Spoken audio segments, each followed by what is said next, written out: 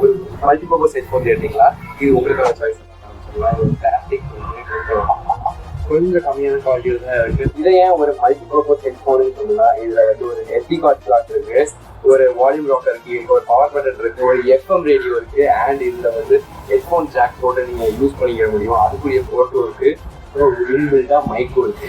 இதோட battery life பற்றி பார்த்தோம்னா பிராண்ட் வந்து 50 ஹார்ஸ் பிளே பேக் டைம் வரும் பண்றாங்க. சார்ஜ் பண்ணுறதுக்கு 2 hours ஆகும். இதில் ஃபாஸ்ட் சார்ஜிங் கிடையவே கிடையாது. டிசைன் பற்றி பார்த்தோம்னா இங்கே ஒரு black colour plastic build, silver கலர்ல ஒரு ஃப்ரேமு, அண்ட் திருப்பி ஒரு பிளாக் கலர் குஷன் கொடுத்துருக்காங்க. இதோட ஃபிட்டிங் பற்றி பார்த்தோம்னா இது ரொம்ப நல்லாதான் ஃபிட் ஆகல. இது ரொம்ப ஒரு டிஸ்டர்பன்ஸாக ஃபீல் ஆகுது. அமௌண்ட் வந்து இந்த பட்ஜெட்ல 1500 rupeesல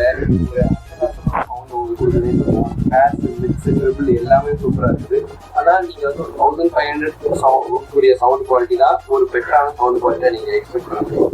அது டால்பி அட்மாஸ் அது இதுல ஃபைனலா இது யாருக்கு சூட் ஆகும் அப்படின்னு பார்த்தீங்கன்னா ஒரு லாங்கான பேட்டரி லைஃப் அண்ட் பேட்டரியே போனாலும் நான் வந்து வயர் போட்டு கேட்பேன், எஃப்எம்ல தான் நான் வந்து பாட்டு கேட்பேன் அப்படின்னு நினைக்கிறேன். 1500 ஓகேஸான ஒரு இதாக.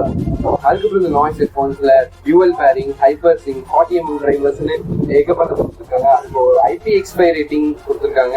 ஹைப்பர் சிங் மூலமா உங்களால சீம்லெஸ்ஸா கனெக்ட் பண்ணி யூஸ் பண்ண முடியும் அப்படின்னு சொன்னாங்க. ஆனால் எனக்கு அப்படி ஃபீல் ஆகல. கேம் விளையாண்டு பார்க்கும்போது சரியான லேக் இருந்துச்சு. ஸோ அதை கண்டிப்பாக நீங்கள் வயரில் யூஸ் பண்ணும்போது தான் அந்த லேட்டன்சி இருக்காதுங்கிறது எல்லாருக்கும் தெரியும். அது ஏன் 1500 ஒரு நல்ல சவுண்ட் குவாலிட்டி எதிர்பார்க்குறீங்கன்னா உங்களுக்கான headphones are home. Until then, bye and follow for more tech efforts.